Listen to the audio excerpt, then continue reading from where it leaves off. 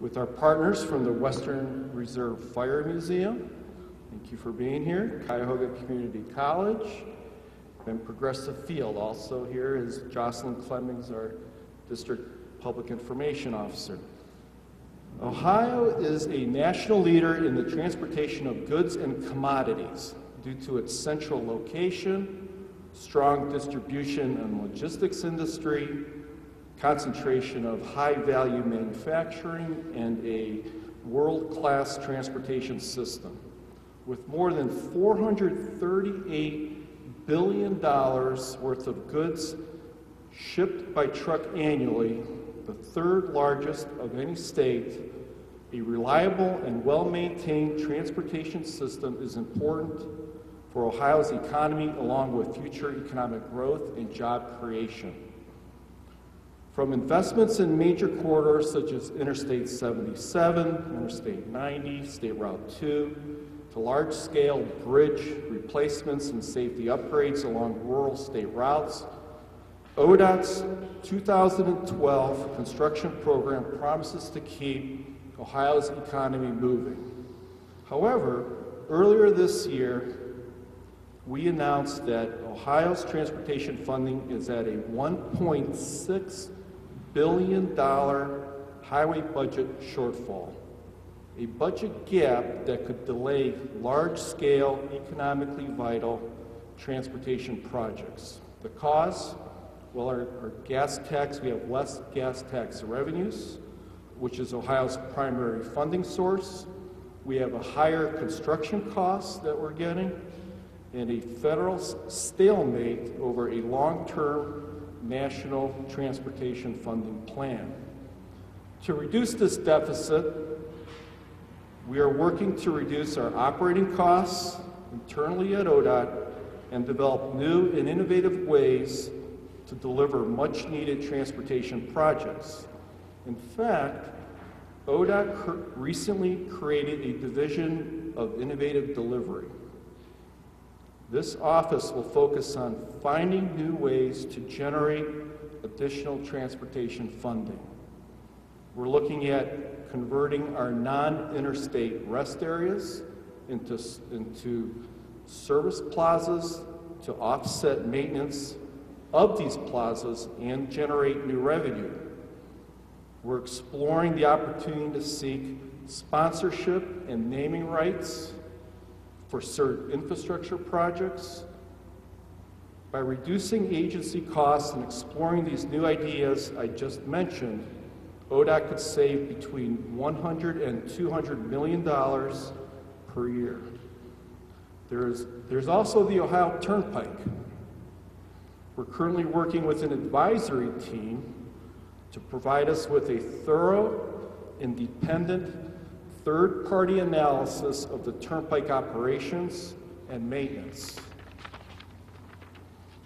We're hopeful that this in-depth analysis will provide us with information and recommendations about how the state could fully leverage this valuable state-owned asset.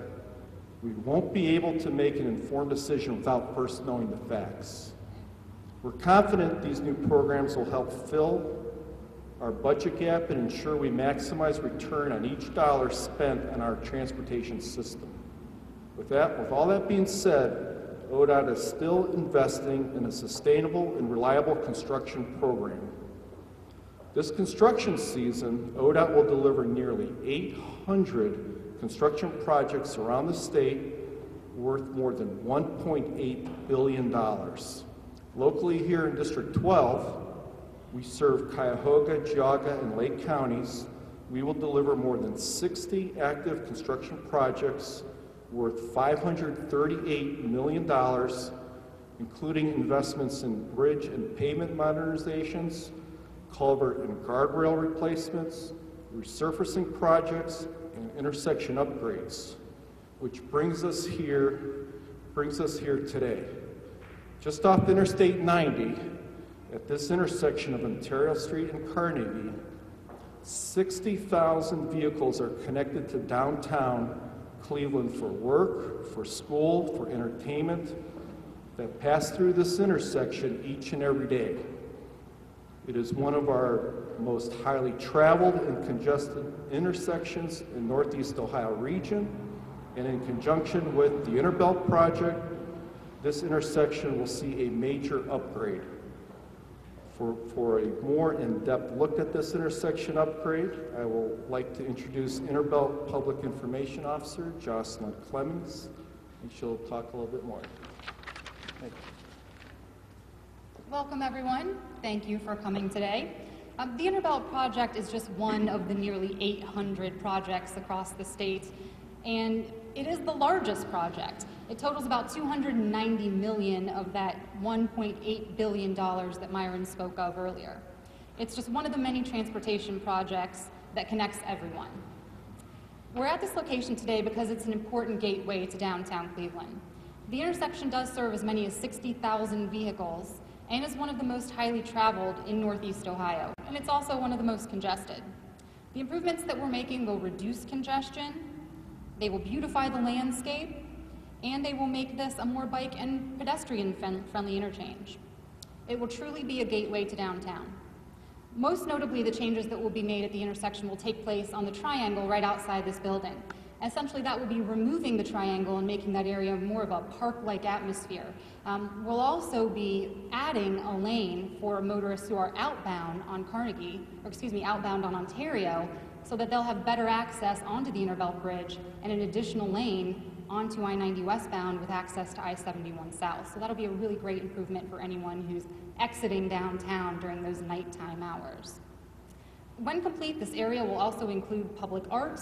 There'll be a really great overlook right outside this building that'll be a real showpiece for the project. You'll have really great views over the river valley, and it'll be something that'll be really attractive, and it'll be a place people will want to be. Along with that, we are erecting monuments as part of the new overpass that will be right over Ontario Street just outside this building. Each of the organizations with us today is an important piece in this intersection, which is the gateway to downtown. Each and every organization is very important to us and to this project, but we wanted to recognize a few that are an important and integral piece to this intersection itself, and truly know that transportation does connect us all. At this time, I'd like to invite our guests, our friends and neighbors, to join me to say a few words. We have here today Peter McEwen, who is the Vice President of Facilities Development and Operations for Cuyahoga Community College. We have Jim Folk, who is the Vice President of Ballpark Operations with the Cleveland Indians. And we have Scott Carpenter, who's the Project Director for the Western Reserve Fire Museum and Education Center, who is hosting us today. So I'll invite them each up to come and say a few words.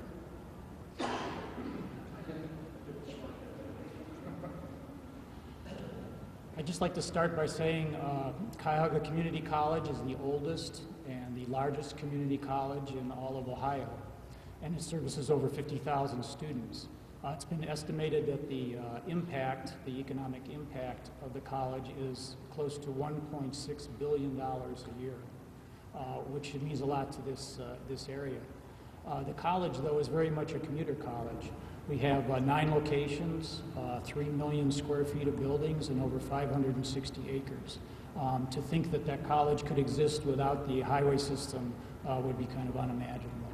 But the total economic impact to the community is really great. The college has been in existence since 1963, so in 2013 it will be 50 years old, and we've serviced over 900,000 students in that time period. So we thank you for all the help you've given us, and we hope that the highways can improve to help us even further.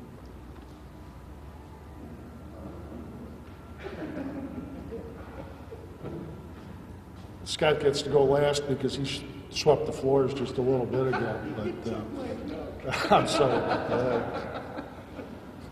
I apologize. But, the Cleveland Indians really look at the fan experience as beginning at home when people begin their journey down to Progressive Field. And we think that the completion of the immediate projects, the Interbelt and certainly what's going on at Carnegie and Ontario right now, are going to improve on that overall experience, making it easier to get in and to get out, back and forth to downtown. But it's also going to help to connect our fans to our organization as well as to the many businesses in the historic Gateway neighborhood and throughout downtown. And we're just very pleased to be able to work with the great folks with ODOT on this project. It has been a great partnership for many years as we've talked through the overall Interbelt project and all the different pieces of that. They have been terribly attentive to our needs and the needs of the people throughout the neighborhood, and it's just been great to work with them.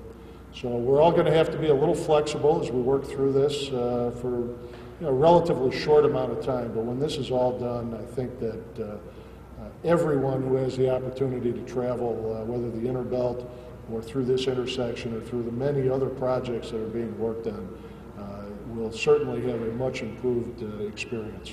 Thank you. Well, I wanted to, first of all, thank ODOT as Jim has. ODOT has done a tremendous job of working together with many, many stakeholders. We're just three of rooms full of people that have come together to make this entire project happen and influence what we think is a very, very important intersection right out in front of us here. The Western Reserve Fire Museum and Education Center came to this project, got involved in the ODOT project when it looked like it was going to be a bad thing for the Fire Museum. It looked like there was going to be a bridge that was going to be too close to the Fire Museum, that was going to cause a lot of problems for access to our site for our visitors. We're a project that's in the works. We're trying to build something here. We're not the Cleveland Indians. We don't have a great big stadium, or excuse me, ballpark across the street that brings in a lot of visitors. But we hope to bring a lot of visitors here. So we were very concerned about the impacts of this project on our facility. Well, thankfully, ODOT and we got together along with all the other stakeholders and came up with what I think is a spectacular, absolutely spectacular solution. When this project is done, we hope to have our project done. We hope to have the Western Reserve Fire Museum and Education finished. Because when that happens, we'll have this incredible landscape done in front of our building. We'll have a streetscape, historic streetscape, restored to what it looked like in the 1920s when this building was built. By the way, this building is the oldest building in this intersection, and in fact predates the bridge here. Well, when this project is done, we'll have this fantastic streetscape done in front of us. We'll have a wonderful plaza in front of the museum that will be a great invitation to our guests coming across the street from the ball field to our museum. And then we'll have this fantastic lookout that will be at the end of the street that will overlook the flats and give you perspectives of this 1931 bridge here, the Hope Memorial Bridge, a perspective that you've never had before looking at that bridge. So from that perspective, it will be extremely exciting. The other thing that they worked on that was really important to us was, as Jim pointed out earlier, and Peter, access to the site. It's going to be a new way. It's not going to be done the old way. There's going to be a wonderful intersection out in front of us that our guests will be able to manage when they come to this location. And ODOT's going to sign downtown and make sure that everybody gets to our venues safely and easily. And so we're very, very excited about that as well. So again, thank you very much, folks, for your help.